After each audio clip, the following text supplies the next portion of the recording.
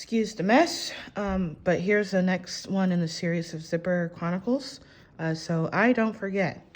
One of the things that I've noticed as an issue with previous zippers that I've done, I'll show you and illustrate, is that I didn't know how to remove these zipper teeth. And as a result, I either cut them way too short or they were overshot, which I guess it's fine. It's, it's still, it's a very operable pocket. I cut them too close, but it made it extremely difficult to make sure that this looked neat. This is also another example of that right here. This movie right there.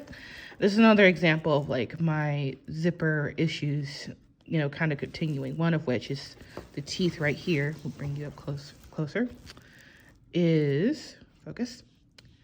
The teeth right here could have been removed, which would have allowed this tape to be sewn more properly. So this is how I've learned how to do it, so that my zipper now looks a little more like this, where the zipper tape is now enclosed, and when I'm choosing the zigzag over this because it's a lot of layers, but now it's easier for my needle to go through, and it could look a lot neater. You see how that tape doesn't have any zipper teeth on there.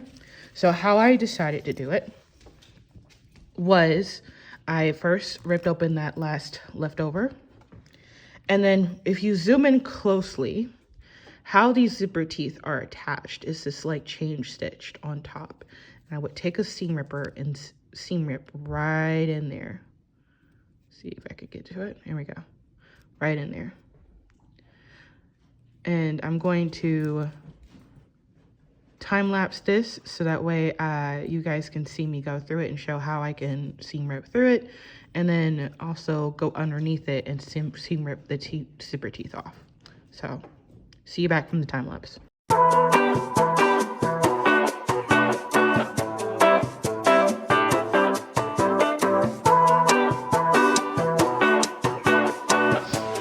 Okay, now it's been the time lapse, and this zipper teeth row is separated from this side officially. Now, how I chose to clean it up, well, there's two options. If you have access to a good pair of pinking shears, which, one moment.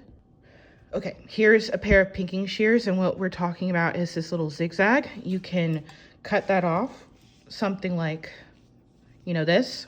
Say this was a zipper tape that I wanted to not use fire with.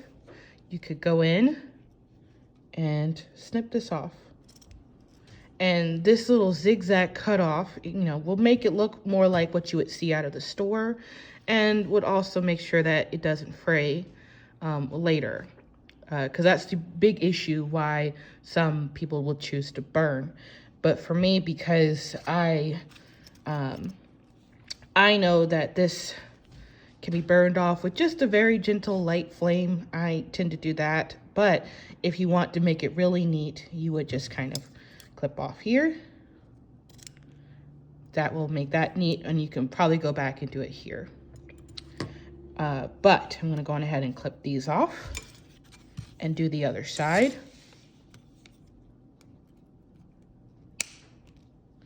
Okay. Now that the teeth is for the most part completely gone, very lightly, be careful with the flame, have any fire extinguishers nearby, watch your fingers, the whole 9 yards.